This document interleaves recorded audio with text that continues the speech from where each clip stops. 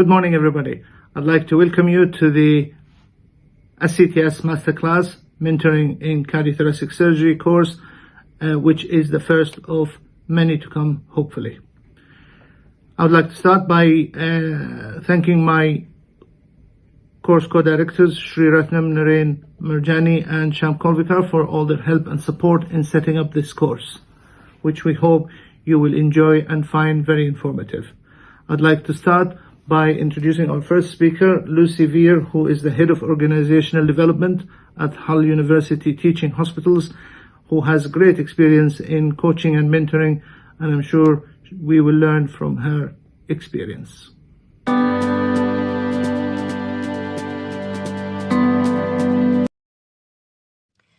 Hi there, my name's Lucy Vere and I've been asked to do a presentation today for the Society of Cardiothoracic Surgeons and to come and talk to you about how to be a great mentor. Myself, I'm Head of Organizational Development at Hull University Teaching Hospitals and I'm passionate about coaching and mentoring, and I've been a qualified coach for around 7 years now, and I'm also a member of the special group for coaching psychology with the British Psychological Society. So I'm really quite interested in how all of this can affect our performance, our well-being, and just the impact that being a really great coach or mentor can have on people's ability to perform at work and in their lives. I know one of the things that you'll probably be more used to is proctoring, which is kind of more around physicians' competence. And obviously proctors represent somebody who could impact on your career. So what I'm actually going to do in this presentation is focus less on that kind of more traditional sort of based approach to sort of passing on knowledge, and talking about mentoring and coaching approaches and how they can complement and also support what you're already doing in terms of education and development, and when you're in that kind of supervisory mode. I do apologise in advance. There may be some Star Wars references, so you'll get to see the geek side of me coming out. So what I'm going to do is I'm going to start off with a mentoring definition. And this comes from the Chartered Institute of Personnel and Development. And as you can see here, they're talking about mentoring in the workplace is tending to describe a relationship where a more experienced colleague uses his or her greater knowledge and understanding of the work or workplace, and they do that in support of a member of a more junior or an experienced member of staff. I think sometimes it doesn't even have to be junior. Sometimes we also need mentoring when there's something new to learn. So we may be an expert in our fields, but actually when there's something new comes along, we do need more support and mentoring within that. I think COVID at the moment is an ideal example of that. I think many clinicians are being asked to work outside of their usual comfort zones where they're used to being kind of the font of all knowledge. And now you're being expected to go and cannulate 90-year-olds again. So I think that, you know, mentoring in all shapes and forms is useful no matter what stage of the career that you're in. One more mentoring definition, talking about the role of a mentor being described as someone who's usually outside of the authority of a mentee. And as somebody who's had a professional mentor, this is kind of what I'm more used to rather than educational. And they usually have that relevant experience and they can sort of help you in accordance with your needs. They might share their own experience, but they're actually focused more on helping the development of the mentee, and they're sort of encouraging them to develop themselves, thinking through and questioning, listening, and probably taking what we would call a coaching approach, which is what I'm going to talk about in a little bit, so that you can understand the difference between the two and also see where there's lots of similarities. So why mentorship? I think it's great to have somebody invested in your career, whether it be in your very specific profession or maybe they're actually just supporting you generally around how you navigate through the way you want to work. And I think also mentoring doesn't just go one way. If you're a mentor, you'll always benefit from the relationship, because particularly if you're a senior member of staff, often the junior members of staff can keep you grounded in reality and remind you that maybe things aren't how it was 20 years ago when you were training. So you do get that benefit of that real life experience flowing both ways. I think also this kind of then leads on to, it helps both parties to have a personal connection into why people are experiencing challenges, rather than you kind of being very far removed from it. And I think that's really, really important to support people, particularly when they're training and developing. It does help create a fair and inclusive approach because, again, you're understanding and you can have not just kind of removed empathy, but actually, close empathy where you're really feeling and having a shared understanding of what that person's going to.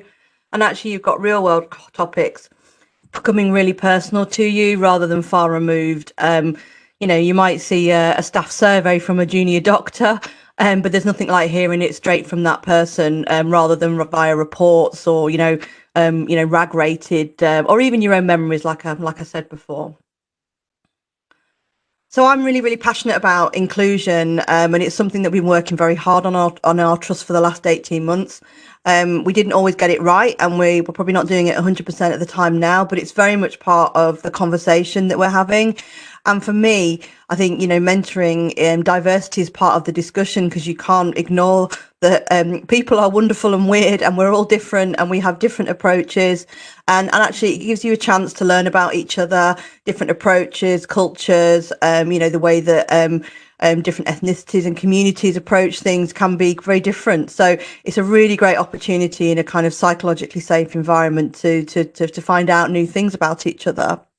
And I think as you build a relationship, it's not only becoming sensitized to the diversity issues, but as a mentor, you can be an upstander rather than just kind of watching things happen because, it's really about you in that mentoring relationship, maybe supporting an individual to do something really, really important for them and change the course of how they work. And, if lots of people are doing that, there's a real opportunity to bring real change to the organization.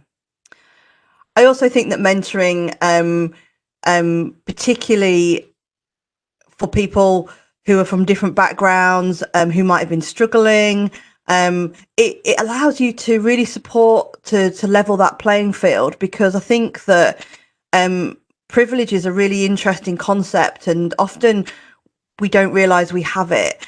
And I think mentoring allows us to see the differences and the impact that our life experiences can have on whether we're able to navigate really well through our careers or whether it's more challenging.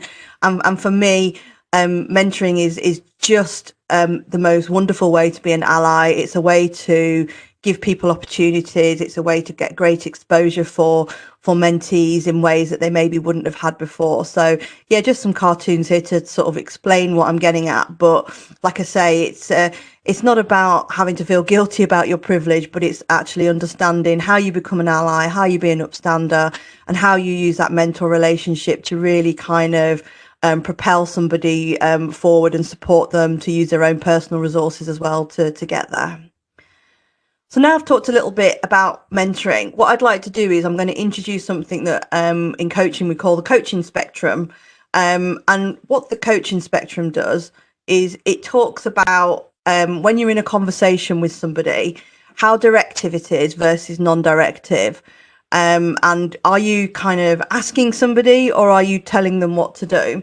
And so what I'm going to do is I'm just going to go through each of these areas. And as you can see at the directive end, training is probably the most directive thing you can do. So I'm currently at this end of the scale with you because it's because of the numbers, it's fairly difficult to be interactive over a video. But as you can see, that's at that directive end. So I'm telling you things. The next thing might be giving advice. So you might come to me and say, Lucy, I need to know how to do this. And I go, well, what you need to do is this. And really, this is, again, it's kind of one step away from training, but I'm definitely telling you what to do based on the information you've given me. The next bit might be offering guidance. So I might make a suggestion rather than tell you what to do. So have you thought about this?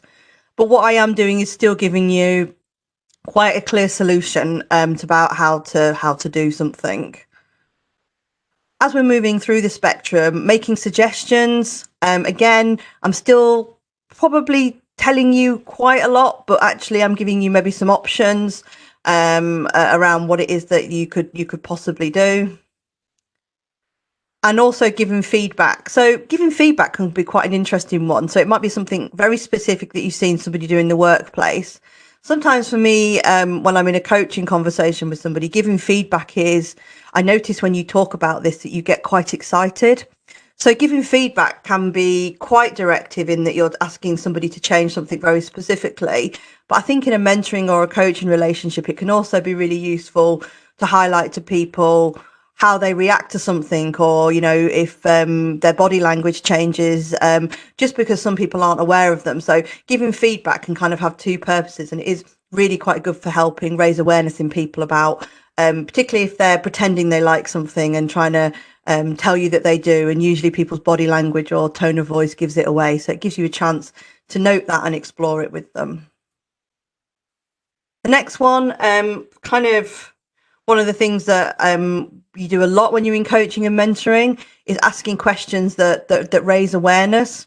Now, asking questions are probably one of the best ways to get people out of hindering thinking. So I'm going to invite you throughout this kind of presentation to think about, what could I do differently?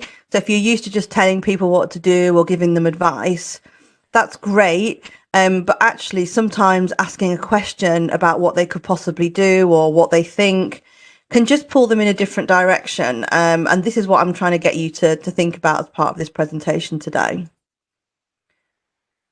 Next kind of three come together. So I'm going to kind of pull those together, which is the idea of how you clarify understanding, because sometimes people are telling you things and you just have to clarify that you've heard them correctly. It is actually also a really nice way to show them that they've been heard as well. And that goes exactly the same for paraphrasing. And paraphrasing is basically taking what somebody said and maybe putting it into your own words. I note that some coaches I use quite like to use metaphors with that. The classic one, it sounds like you're between a rock and a hard place, is a classic metaphor when you're paraphrasing, when somebody feels like they've got nowhere to go. And obviously summarizing is, again, being very clear. It's almost like a bullet points of what's been said, so that you're just checking back in with the person you're having the conversation with. Reflecting is slightly different, I think, from the previous three, in that with reflecting, I would invite you to be quite clean with your language. So when you're reflecting something back, you would use the language that's been given to you by your mentee or your coachee, so that they can hear what they've been saying. And actually, this is something, if you're on the receiving end, which is really lovely, because actually, probably if people haven't felt heard or not listened to, reflecting is probably, I think, one of the nicest, most respectful things you can do, because they get to hear themselves come back at them.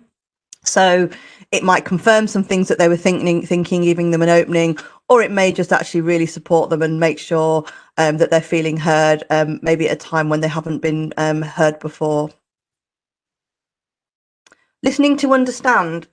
This is different from listening to work out what to say next, okay?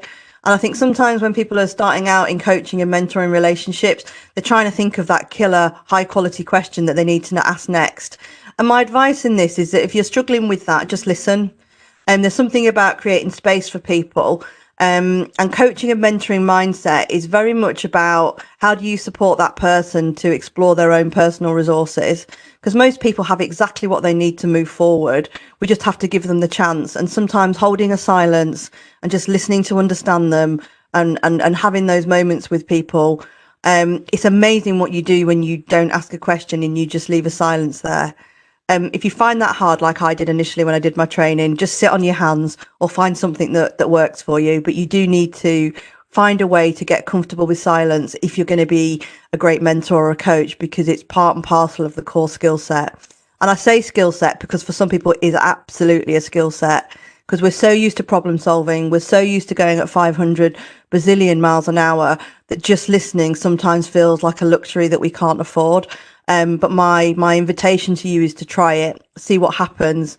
And when you're really feeling like it's excruciating, and you don't want to have the silence anymore, just wait a little bit more, because actually there's something about just letting people be. And there's actually a book, if you're interested, by a lady called Nancy Klein, and it's actually called Time to Think. And she very much explores the kind of just general greatness of human beings. And if you give them time, and if you just give them that space, then they're likely to come up with a solution all by themselves, rather than us having to go to this kind of training end of things here. And you can see that kind of push and pull. So what I'm going to sort of say here is that I think often traditional mentoring skills are seen to be at this end of the coaching spectrum. And what that really sort of shows is absolutely right. And I think sometimes you just do have to show someone how to do things, particularly if it's their first time. But like I say, my invitation to you is to think about, when do you not have to do it?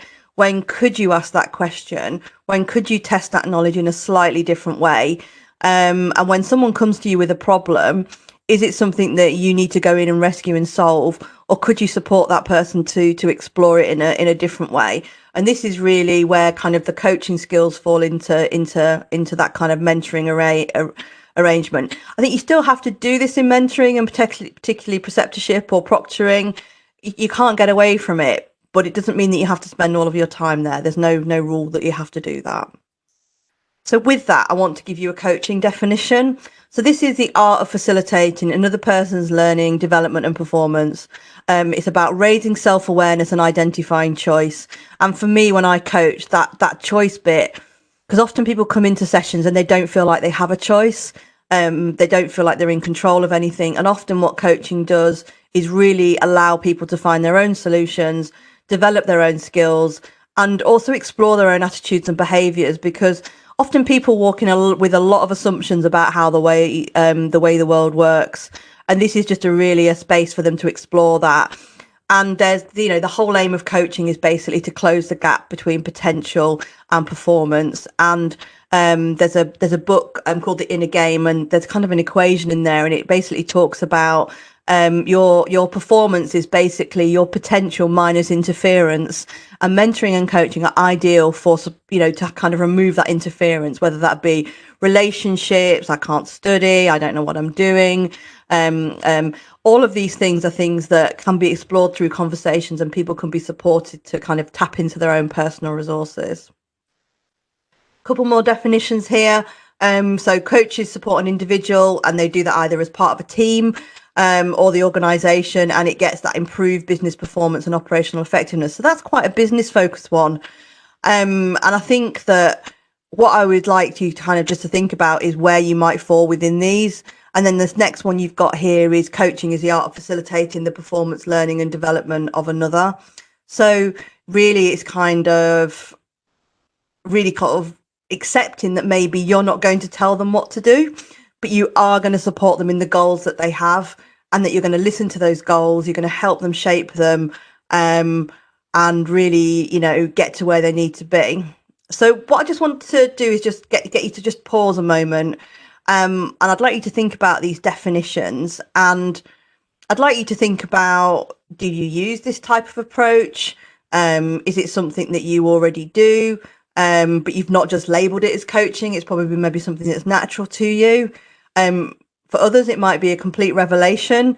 If I go back to the coaching spectrum, might be worth just having a little think about, where do you spend most of your time? So I've kind of talked about traditional mentoring skills. I've talked a little bit about coaching now. So have a look at that spectrum, and where do you spend most of your time? And I'd invite you to think about, are you getting the results you want? And if you are, great. If you're not necessarily getting the results you want, what else could you possibly do differently? And I'm going to kind of go through in these next section of this session, and just talk about some models that might support you with that. For you just to kind of maybe switch things up. Like I say, it's not about throwing everything out. This is absolutely a spectrum, and you will work all the way up and down this in the conversations and daily life that you have. But this is just really giving you some different options, particularly when you're in that mentoring and coaching space. So coaching versus mentoring do sometimes get confused. Coaching is a one-to-one relationship with an individual that's supporting basically someone who's experienced and trained in coaching, who helps them to learn. And it helps kind of unlock their potential and achieve personal goals. I think mentoring probably is traditionally when there is a more experienced individual who is willing to share knowledge with someone less experienced in that relationship of trust. But actually, you might well use coaching skills within that mentoring, but it just has a slightly different purpose. As promised, Star Wars references. I think it's just thinking about the approach that you have. I mean, Darth Vader was, I suppose, famously more directive in his approach. I'm not suggesting that any of you are Darth Vader, but he does know best, and if you disagree, it will be to your detriment. And I do think there is some cultures of that in senior leadership, senior clinicians, senior nursing, that the assumption is due to the hierarchy that you do know best. And I'll kind of get you to think about some of the mentoring definitions, that it's not just benefit to the mentee, but it's a benefit to you for you to understand what's happening. So, if you are occasionally, Darth Vader does need to come through, but I'm hoping maybe towards, when he became more benevolent towards the end. I think I would describe Yoda, if you haven't seen Star Wars, as somebody who really wants to make you take responsibility for the choices that you make. He's never going to tell you what to do. He will probably give you some skills that you need, but he's going to give you the choice for you to act that out. And he wants you to make choices from an informed standpoint. And for me, that's kind of coaching and mentoring personified, really. And he often talks about there is no try, only do. So he's challenging assumptions in a different way to how we would normally do. So hopefully we're going to have a more Yoda mindset as we move forward, and really the kind of the core skill set you would want to see as a mentor or as a coach. I've put contracting at the top, which sounds really, really quite formal. It can be if you have educational contracting about what you expect, how often you're going to meet. It might be a requirement of a course. It can often be less formal if you're in a professional development space. I contract quite carefully when I'm coaching and mentoring, because I know that it's going to head off any problems later. Again, the core skill set we'd be looking at is basically coaching, mind and skill set, but I'll come to that later. Mentoring's great, but if it's all challenge or all support, then it's not going to work. You do need a mixture of both. And challenge isn't just about saying you did that wrong. Challenge can sometimes be, I noticed that you keep avoiding this subject. Is that something that we could focus on another time if you're not ready to do that today? It's you noticing patterns and providing challenge, or it may be that somebody might say they're not confident, and you wouldn't necessarily say, oh, yes, you are, don't be silly. But what you might do is support and challenge them to do something different in order to improve that confidence. So that's what I mean by support and challenge. And it is very much focused on creating trust and psychological safety. Checking understanding. I think sometimes people, particularly in mentoring relationships and particularly in more sort of educational, formal mentoring relationships, they do need permission to ask. Don't underestimate the power of your senior position. You might say your door's always open, don't worry, talk to me about it anytime, but people may still have that kind of power and authority in the back of their mind. So just make sure when you're contracting with them that you're clear on the terms of the relationship, and what you're willing to do and not willing to do, and don't promise things that you can't. So if you are going to have to manage them, if they do something that's unsafe or is not in line with the behaviour set that you want to see from them, it's being upfront and clear about that, so that people, you're going into that kind of clear understanding of what the relationship, and you can trust each other within boundaries of that. And also, I think as a mentor or particularly a clinician, you are going to have to offer your expert advice. But I think there's a really good way to do that without taking over the agenda. I mean, I had a mentor assigned to me once. I came into the NHS via the NHS grad scheme, and they just kept telling me about their career. So every time I had an issue, they would just tell me how they did it. And that was just really unhelpful for me at the stage of my career, because I just couldn't relate to it at all. And actually, they'd ask me how I might approach it and then kind of come in with snippets of advice. I would have found that much more useful. So use your advice, but use it in a way that helps that person conceptualize how it might be useful. And my advice to you is to offer it rather than just assume that people want it. So it's about saying, would it be helpful if I gave you some advice right now? And somebody will say yes or no. So it's just giving them that option. And I really, really love you to consider being a mentor with a coaching mindset. I am really passionate about coaching and the impact that it can have. And as a mentor, you are going to come with your toolkit of knowledge and experience, which is useful to your mentee. It's probably why they want to be with you, or it's why you do it as part of your role as a consultant. But a coaching mindset really means that you put away your assumptions about what the mentee wants and actually takes the time to ask them. It's very easy to assume that what you wanted in your career is the same for everybody else, and often it's not. And so really it gives you a chance to just ask the question. The best thing you can do is just ask, what do people want? And obviously, I said it before in the previous slide, but that mentor is sharing their expertise in service of their mentees' goals. It's not just an excuse for you to kind of relive, your years of your career and tell them all about it. And also, you can use these coaching methods alongside more traditional training and advice. They're not mutually exclusive. They are absolutely on a continuum, and some will be needed more at one particular time and some will be needed another time. So it's going to say just have all of these things in your toolkit.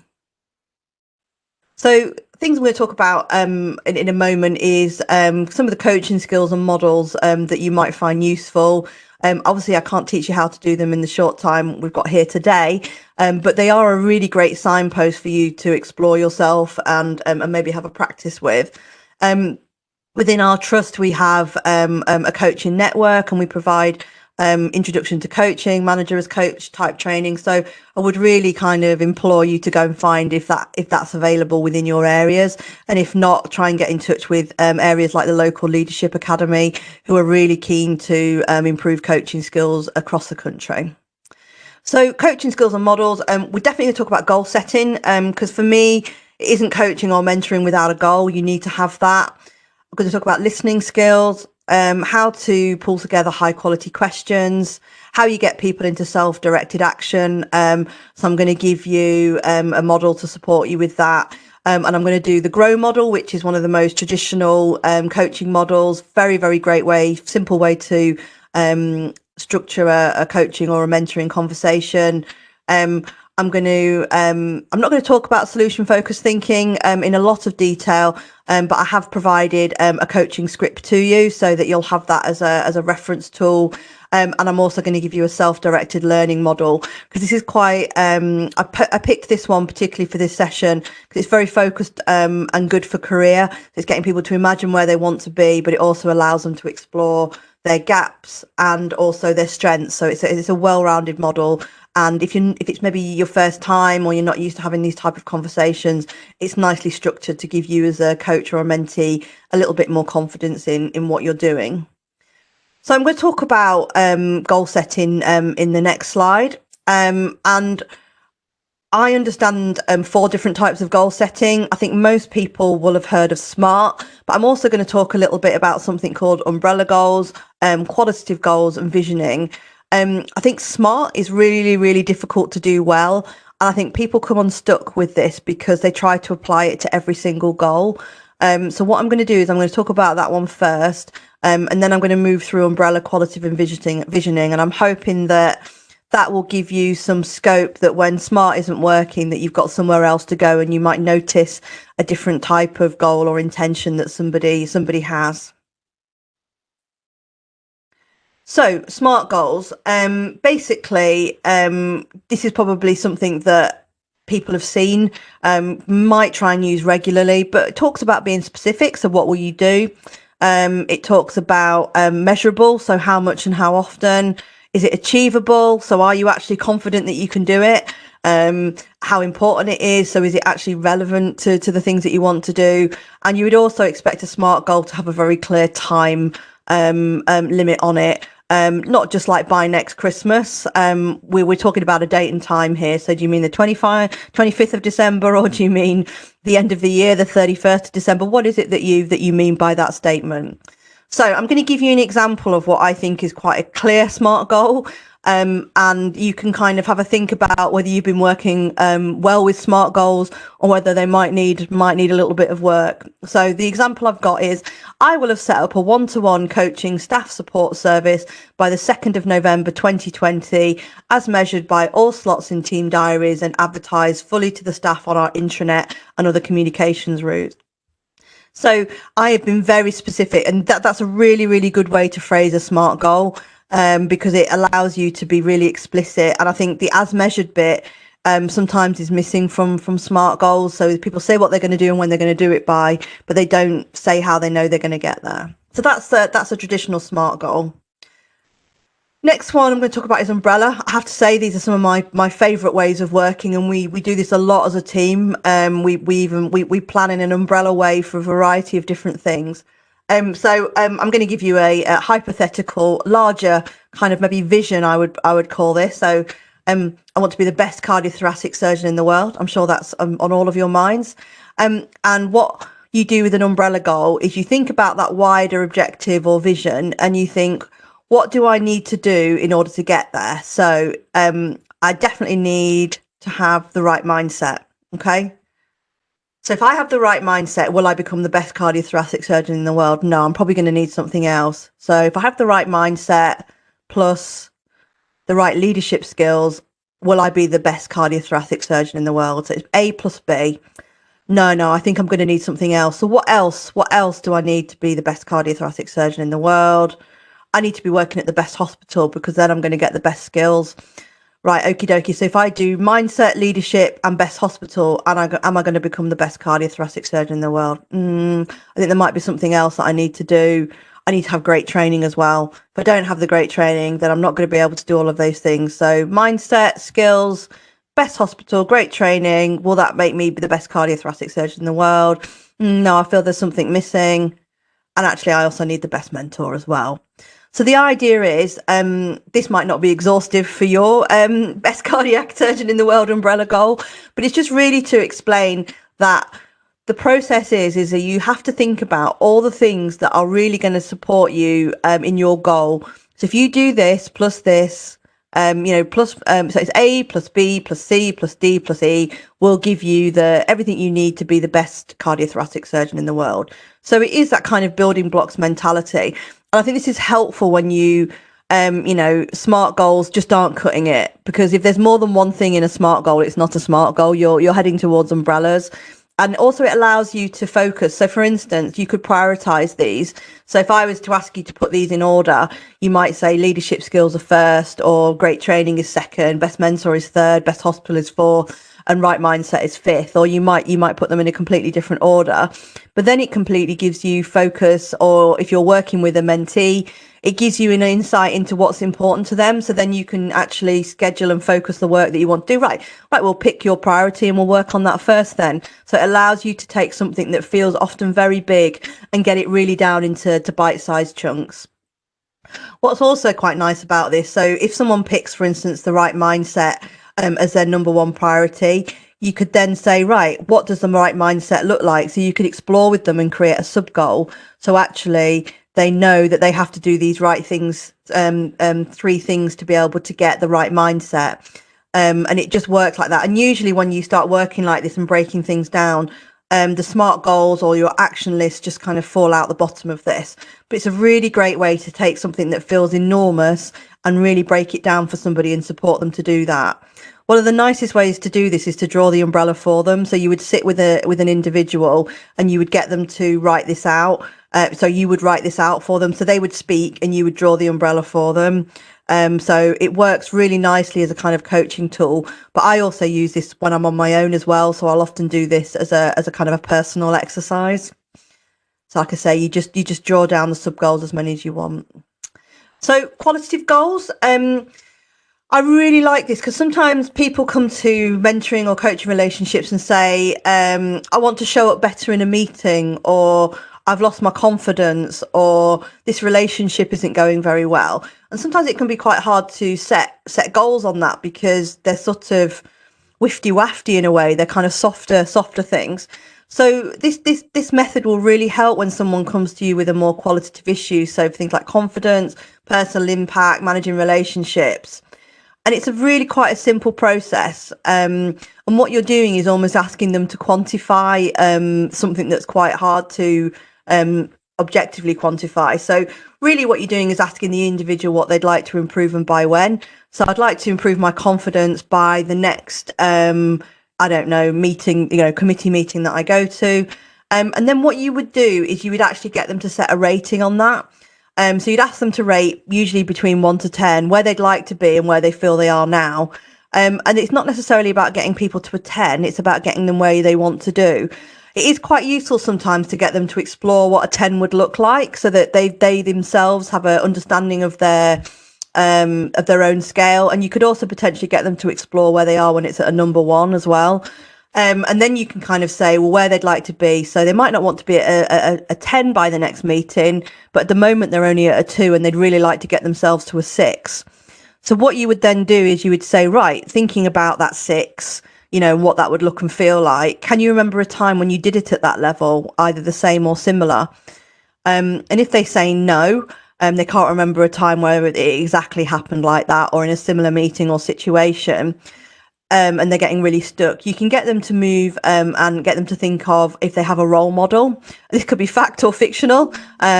Maybe Arnold Schwarzenegger's maybe not the right thing depending on the situation, but whatever works for them. It really gets and really when you're getting that role model from them, get them to explore why they've picked them. So tell them, what is it about that person that shows up that you would like to do, and get them to think about that and how they might do that. And then really you've kind of in that position where you've got them to describe what their top rating is. You've got them to describe what that would look and feel like. And then you're able to form their goal. And then you can move the conversation on to how you're going to do it. Because at this stage, all you're doing is working out what they want. You don't have to work out the how at the moment. So that's qualitative goals.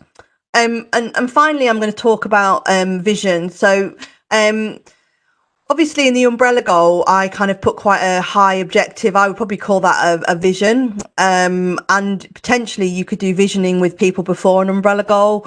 And what you're really trying to get them to do is actually stand in the future result that they would want to see. So it's almost asking them to get in the Doctor Who TARDIS, go forward to, 6 months time, and actually ask them to pretend, that they've actually achieved it. It's about using their imagination. So we do it regularly, I'm sure at the moment we're all thinking about where we'd like to go on holiday. And you're just getting people to use those skills in a different context. And when you do visioning with somebody, again, be their scribe if you feel comfortable to do that, and let them talk and capture all the things that will be in place when they achieve a vision. And quite a good way to do it is ask them to say, imagine that we're having a coffee in 6 months' time and you've achieved everything that you want. Tell me what happened. So you almost get them to speak in the past tense. People quite enjoy that because it's quite a nice way to do it. And then once you've got your vision, you could then maybe move them into an umbrella goal and actually get them to break that down into a bit more detail if that's something they want to do. With all goals, the one things that we often forget to do is check in with people. Do they really, really want to do them? And all these 4 types of goals are fantastic, and you might get people go through the motions with you, but I would caution you to make sure you ask these next questions as well. And you can use a scale which can be quite helpful. So thinking about your goal on a scale of 1 to 10, how much do you want to do this? If anyone gives you below a 5, you probably need to rework the goal because they don't want to do it. This is their reason why. And sometimes people move towards goals and sometimes people move away from goals. So they might be doing something just so they don't get sacked or so they don't look stupid. And they're powerful for a little while, but they're not probably something that's going to get somebody through to the finish line. And as a coach or a mentee, you're often there to turn an away goal. If I don't do this, I'll get sacked. Maybe in a towards goal. Do you know what? Maybe it's not just about getting sacked anymore. Maybe I want to be the best cardiothoracic surgeon in the world. So it's about thinking about what is their reason why and how strong is that. The other thing I would ask you to check in with, and this is in a SMART goal, is on a scale of 1 to 10, how achievable do you think this is? So really what you're doing is you're checking in with their self-belief. So they might say they want to do it. They might really, really want to do it. In the words of the Spice Girls, they'll tell you what they want, what they really, really want. But actually, instead of the zig-zag-zag, you're looking for what is their self-belief? Do they actually believe they can do this? Because I think sometimes people play lip service to goals, but actually they've kind of binned it off in their own mind because they don't think it's achievable. So those 2 subject areas are really good things to do before you get into how they're going to actually make this happen. So that's goal setting. I'm just going to give you a very quick overview of how to ask high quality questions. And if you look in the solution focused script that I've sent you, basically that is full of high quality questions, and they're of these 2 types. So there are lots of questions in there that open the mind, and you would always start a high quality question with how, what, or who. So how could you possibly do this, or who could you possibly involve to help you? What would be an easy thing to do tomorrow? All of these things. And by adding in possibly, could and would, it just stops people from getting stuck. So if I say, what are you having for dinner tonight? You might go, oh, I don't know. But if I was to say, what could you possibly have for dinner? Your brain and your kind of people's eyes go upwards. They go, oh, I don't know. And it gives people time and space to think about things in a way that if you're asking a very direct question, so if you just said, what are you going to do? It can sometimes feel pressure and not as easy to do the kind of possibility thinking that's helpful in these kind of situations to get people creative about what they could possibly do when you're moving into the how they're going to actually make it happen. So questions to the open mind are fabulous, but you do also need questions to focus the mind. And this is to make sure that people do things. So you're not just talking about it, but you're actually saying to them, so, by when will you do this? When will you phone up to arrange the meeting you described? And it's just really, it's okay to do that. And if someone says, oh, I don't think I can, then you might go back to exploring possibilities about what is possible. And questions to focus the mind can give you a really good indication, again, of how easy somebody thinks it's going to be or how committed they are. I'm going to put the ban on why, and I'm going to, so you wouldn't say, well, why would you do that? And the reason I talk about why, particularly in questions, when someone asks you, why did you do that? It touches your values base. It makes me feel defensive when people say, well, why did you do it like that? I'm like, I don't know why I did it like that. And you can see sometimes people get really difficult when you ask them that. Or if you're maybe in your position of power or authority, they might not say it there and then, but a lot of the people who we talk to, particularly in coaching, are ruminating on people asking them why they did that, because it questions, people's whole approach. So have a little audit of how often you do say why, and I would invite you to swap it for a how, what, or who, and just test it out and see if you get a different result. So as we kind of getting towards the end of this presentation, I'm going to give you a couple of models now. I'm going to give you one of the most famous ones from Whitmore, which is called the GROW model. And I'm going to talk about T-GROW, which is kind of a slight extension of that GROW model. It's what most coaches learn when they first start to train as a coach. And what it is really, it's rather than a model, it's a way to have a really, really excellent conversation. And as you can see here, you've got kind of the topic. So what is it that you would like to talk about today? Or even if you've got 10 minutes, I've got 10 minutes, what would be helpful in the next 10 minutes to talk about? What's happening? So GROW works in mini conversations, but it also works in more formal relationships as well. Your goal, so what do you want from the discussion today? And your goal might be something big. It might be an umbrella goal. It might be a specific SMART goal that they need to get resolved there and then. And you just allow them to explore that. And my recommendation is time spent on the goal is never wasted. Because if you start having a big conversation about something that someone doesn't think is achievable or they don't really want to do, or it's not well defined enough, it's kind of putting the rest of the conversation at a disadvantage. So don't be afraid to spend plenty of time on what it is that people want to do. I've given you those 4 techniques, but really this is about using those in a conversational way. Then you might talk about, well, what's happening now? So the R stands for reality. People like to spend a lot of time here, so you need to just kind of like have a bit of a health warning on that. Because people really want to tell you how rubbish it is and how it's not their fault. Okay. And so reality is really a chance for you to listen to clues about what's going on in their world, what they feel they're in control of, what they're not in control of.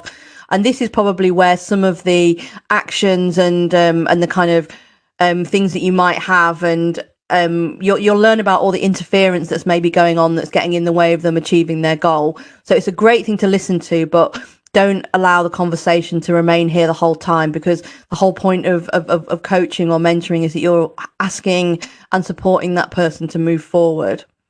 So the options, this is where you're getting into your questions that would open the mind. So what could you possibly do?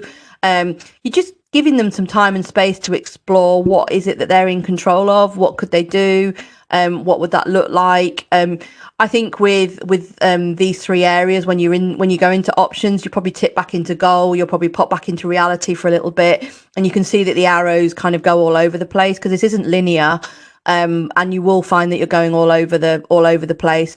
I have people sometimes talking to me that they think they know what they want to talk about at the beginning, but then as they speak, something else pops out. So we just reframe the conversation and focus on that instead. Like I said, there's no written rules. This is a conversational structure. it is just quite nice to have the letters in your head to say, have I spent too much time on reality? Do I need to go back to goal? They're just really an aid memoir for a really good goal-focused, structured conversation. And the final letter is will. So do they, you know, they're the questions that close the mind. When will you do? What will you do? And it's about you wrapping up and the conversation and feeling confident that they're maybe walking out and doing what they need to do. And they've got something to move forward. If you don't get to this, that's absolutely fine. But I think if you're having lots of conversations, you never get to what will you do and by when, you probably just need to maybe refocus that conversation or check in with them that you're working on the right goal or objective or intention. So that's kind of a traditional coaching model. I'm going to introduce you now to Boyatz's theory of self-directed learning. I really like this, particularly for career-focused conversations, and I think it can be really, really helpful because myself, I really come from a positive psychology background. I'm interested in why people do things well. I'm not always looking for what went wrong. And I think with this self-directed learning model, it makes you not just explore what it is that you need to do to kind of bring yourself up to standard, but it also helps you explore what strengths you've got. And as you can see here, there's kind of different steps. So it's about the goal would be, what is my ideal self? And that might be career or relationships or behavior. And then what you do is you do a reality check. So you would explore with that person what the data says, you know, what feedback have you had from others? What are your educational results looking like? When you did that, you know, situation, did you feel that you handled it well? So the reality check is really getting them to explore what they know about themselves. And then you would kind of move into that strengths and that gaps. And really what you're looking for is to kind of do the reality check of where they actually are, how they could use their strengths, and then do that gap analysis between how close are they to their ideal self, or do they have a really long way to go? And if they've got a really long way to go, they're just going to have a larger learning agenda. The experimenting end of it is really about them going out there and trying something different. It's the old adage, if you always do what you've always done, you'll always get what you've always got. And then actually challenging them to practice. And then that might shift their view, and you would just move around this in a circle. So basically, if you can see the self-directed learning here is a bit more detail for you. So who do you want to be? What's your vision? Who am I? What's my current style for reality? And what data might tell you that? Your strengths. So what strengths do you currently have? Are you already overlapping with your ideal self based on those strengths you've got? Where do you excel? Your gaps are where are your existing skills. Do you have a difference? Where do you mainly differ between your ideal self and your real self? Is there any feedback you've received that could support you to deal with this? Then you would kind of use all that sort of rich data of kind of setting who your ideal self is, gap analysis, all that type of stuff into your learning agenda. And I think most people want to focus on reducing their gaps, but I would really invite you as a mentor or a coach to get to people to explore their strengths, because most people have got where they need to be, or because they're good at what they do and they are who they are. And so it's getting them to recognize that and use their skills and their strengths to really kind of get where they need to be. I'm not massively detailed, but I am quite logical. So I try and kind of overlap with that. And if I do need to be detailed, I have to often go elsewhere to support me with that, because I recognise it's a really clear skills gap for me. But actually it's completely manageable. So again, it's just really supporting people not to get too obsessed with the things that they're not good at, because there'll be loads of things that they can use to compensate for that in those situations. And then finally, that kind of experimenting, you know, what skills are they going to experiment with? You know, it might be being more confident. It might be a new procedure that's been, you know, scaring the bejesus out of them. You know, what is it that they're going to explore and do differently? And then finally, actually getting them to put those skills into practice. How are they going to become a habit? Who's going to help you to do that? So it's again exploring that. So if they think, well, I can't do that because I don't know anybody, you might, as a mentor, as a coach, help them explore that. So it's just really kind of you allowing them to move through. And again, this is not you to solve their problem. This is you facilitating them to have a self-directed learning approach to how they do. So coming towards the end now, and I just wanted to kind of leave you with another reminder around what contracting looks like, which is also known as how to prevent problems at the start. Do always check why the mentee wants to be mentored. Where are they now, and that sort of thing. What do they want the mentorship to achieve? How will you work together? So how long will you work together? Is it a particular time period? All that type of stuff. Do they need to have any codes of ethics taken into account?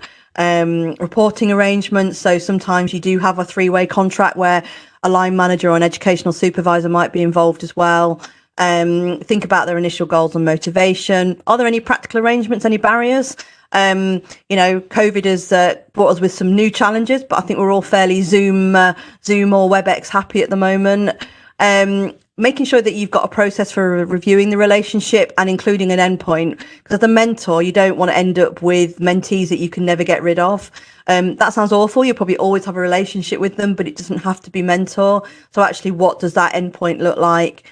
And also confidentiality. So understanding that it works both ways, because if you're sharing things with them as a mentor, you might want that to stay within the room. So it's basically being really, really clear about what that is, and making sure you're periodically reviewing this to make sure that everyone's happy.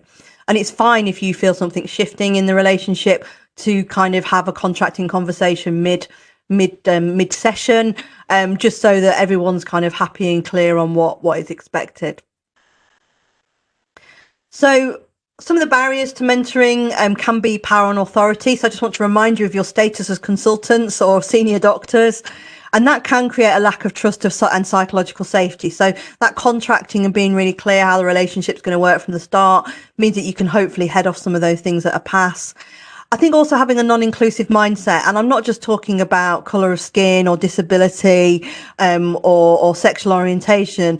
I'm talking about the fact that you know best. And sometimes you just need to let that go a little bit. And it may be that you do know best, but wouldn't it be amazing if that person actually found that out themselves, and then you could just be satisfied that they did what you expected them to do anyway? You don't need to tell them I told you so. And it's just really empowering. So I would invite you to be right, but do it, but keep it inside. Okay. Lack of rapport can be an issue. I mean, I've had a mentor I mentioned earlier that just really found difficult to work with, because all they did was talk about themselves, and it really wasn't helpful for me in my career. It was quite interesting the first couple of times, but going forward, it just wasn't really what it was supposed to be, and I did end up with a different mentor. Time and opportunity is always a challenge, particularly as you're busy clinicians. So how are you going to kind of fit that in, and do really think about that. Factored in, there's not enough mentors as well, probably. And I suppose it's about, does that person need clinical mentoring, or is it more of a coaching thing that they could maybe speak to somebody who doesn't have to be, a surgeon or within the specialty? It might be that they've got relationship issues, and actually, most trusts these days have some access to coaching or mentoring. So, does it need to be you, and could you signpost them elsewhere? Lack of structure as well. And also, I think I did put non-coaching mindset, because I think if you go into mentoring without that coaching mindset and assuming the person in front of you has got the personal resources to get where they need to be, I think it can be quite difficult to not do the sort of inclusive mindset and create trust and psychological safety. So really do explore that kind of coaching mindset. So I'm going to leave you with the coaching spectrum, and really get you to thinking about this coaching spectrum. Where do I spend most of the time? Based on what I've heard today, what might I like to do differently? And I'm really excited and hope you have a great time when you go out there and test these skills out on your coaches and mentees. Thank you. Thank you very much.